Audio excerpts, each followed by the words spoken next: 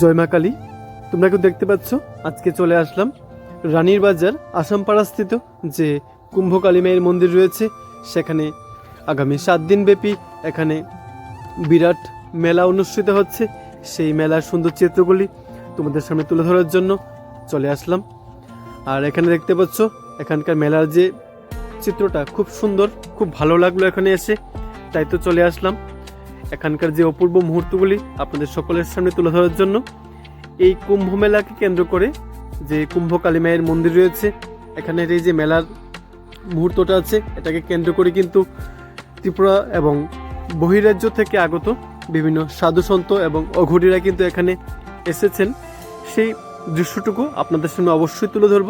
তার আগে কুম্ভ কালী মায়ের মন্দিরের যে মায়ের প্রতিমা আছে এবং এখানকার যে মন্দিরের চারপাশের যে সুন্দর দৃশ্যটা আছে সেটা আপনাদের সামনে তুলে ধরি, তারপর বাকি অংশটুকু দেখিয়ে দেব।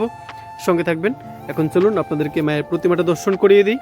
এই যে দেখতে পাচ্ছেন, এটা হলো কুম্ভ কালী মায়ের প্রতিমা। খুব সুন্দর একটা দৃশ্য। আমি প্রত্যেকটা ভিডিওতে বলে থাকি, মায়ের মন্দির ছোট হোক বা কিংবা বড় হোক, সবটুকুই কিন্তু ভালো লাগে। সবটুকু অংশ আপনাদের সামনে তুলে ধরতে খুব আনন্দিত হই, ভালো লাগে, কারণ সবটুকুই আপনাদের ভালোবাসা এবং ঠাকুরের কৃপার ফলে কিন্তু আজকে এই জায়গায় পৌঁছাতে পেরেছি। আপনারা এভাবেই ভালোবাসা দেবেন। আর আজকের এই ভিডিওটা সম্পূর্ণ দেখার পর অবশ্যই কমেন্টে লিখে জানাবেন যে আজকে কুম্ভ মেলার যে ব্লগটা দেখতে পাচ্ছেন আপনারা, যে চিত্রটা আছে সেটা আপনাদের কেমন লেগেছে অবশ্যই আপনারা কমেন্টে লিখে জানাবেন। আর এখন যে দেখতে পাচ্ছেন এখানে কুম্ভ কালী মায়ের মন্দিরের পাশে কিন্তু একটা বাবা ভোলানাথের মন্দির রয়েছে, সেটা আপনাদেরকে দেখিয়ে দিয়েছি। খুব সুন্দর একটা জায়গা। এবং এই জায়গাটা দেখানোর পর সামনে যে জায়গাটা আছে সেখানে কিছু সাধু সন্ন্যাসী আছেন, সেই জায়গাটা দেখাবো।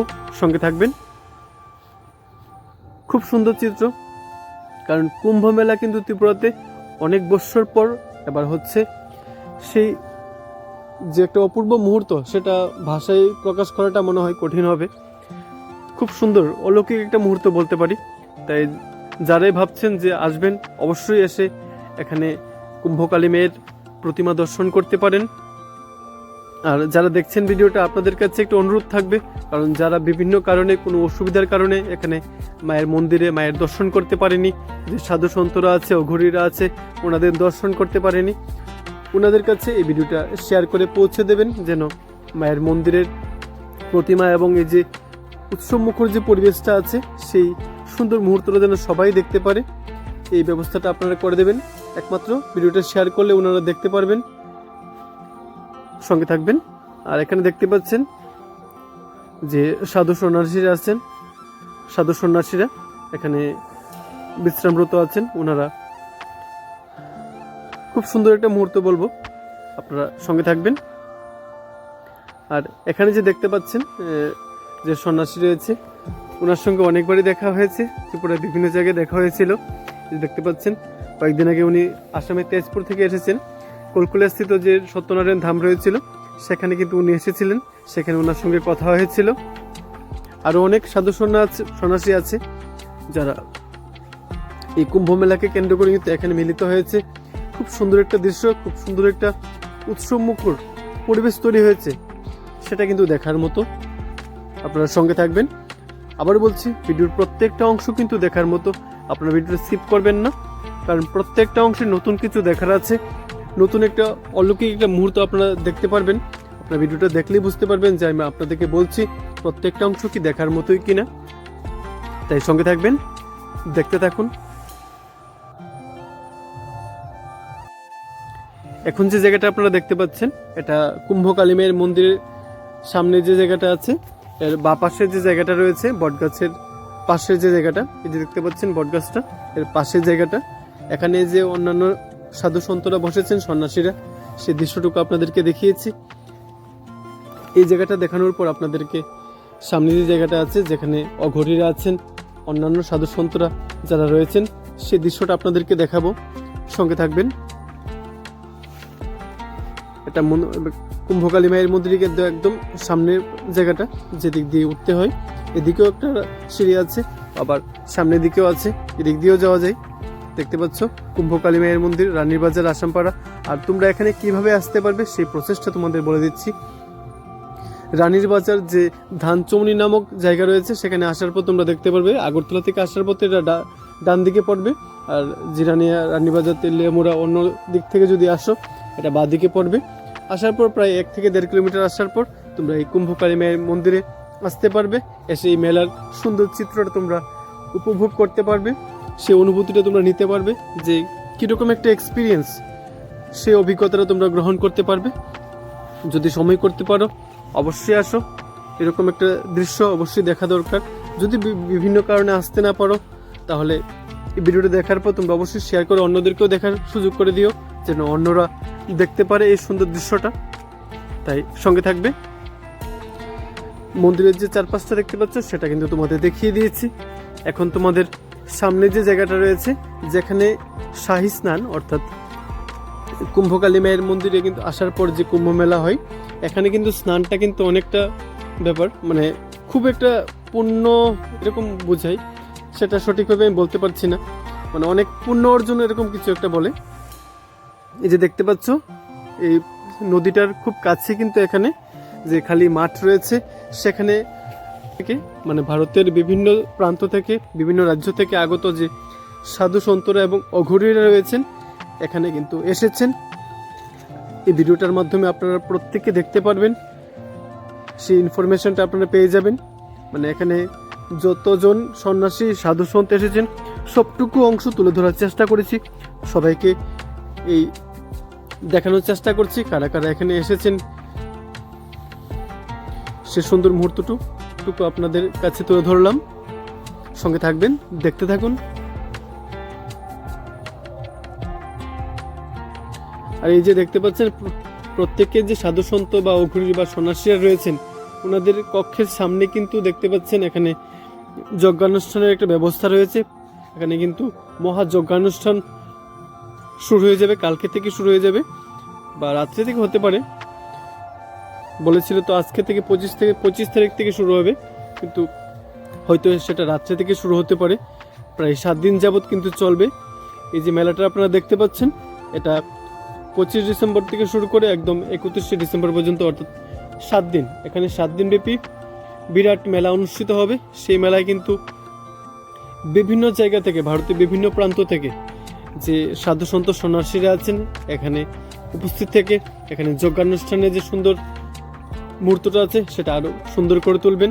তো ওনাদের আগমনটা কিন্তু এই মেলাটাকে আরো সুন্দর করে তুলেছে, কারণ ওনাদের দেখাটাও কিন্তু অনেকটা ভাগ্যের ব্যাপার। আমরা সচরাচর কিন্তু সহজে এই যে সাধু সন্ত এবং যে অঘরীরা আছেন ওনাদের কিন্তু আমরা দেখতে পারি না, খুব কমই চোখে পড়ে।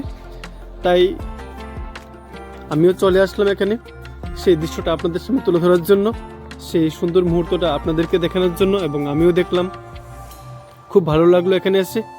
আপনাদের কাছেও একটা অনুরোধ থাকবে, যদি আজকের এই ভিডিওটা আপনাদের ভালো লাগে তাহলে অবশ্যই এটাকে শেয়ার করে সবার কাছে পৌঁছে দেবেন, যেন সবাই দেখতে পারে এই অলৌকিক একটা মুহূর্ত। অলৌকিক বললাম কারণ এরকম দৃশ্য কিন্তু আমরা খুব কমই দেখতে পাই, খুব সহজে আমরা এরকম দৃশ্য আমরা দেখতে পাই না, যার কারণে এটাকে আমি অলৌকিক বললাম। কারণ ভক্তি যেখানে সেখানে কিন্তু বিশ্বাসও থাকে।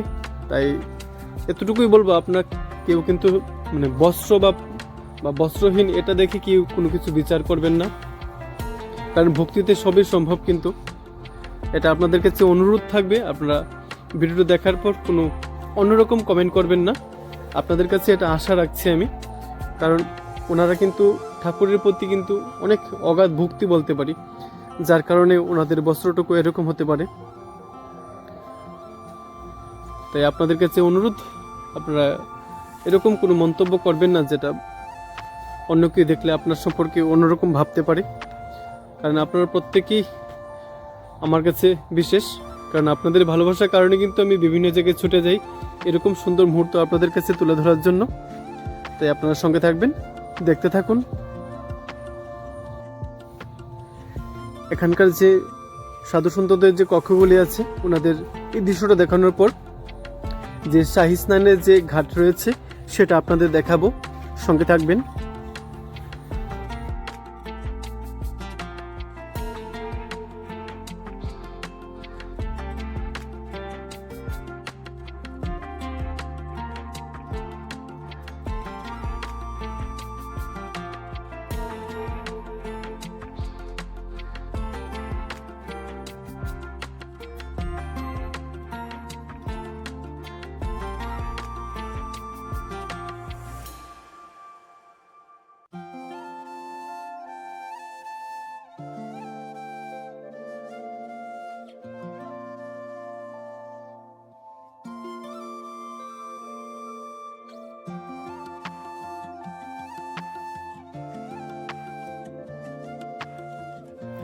চলুন আপনাদেরকে এখন যে শাহী স্নান ঘাটের যে জায়গাটা আছে সেটা আপনাদেরকে দেখিয়ে দিই।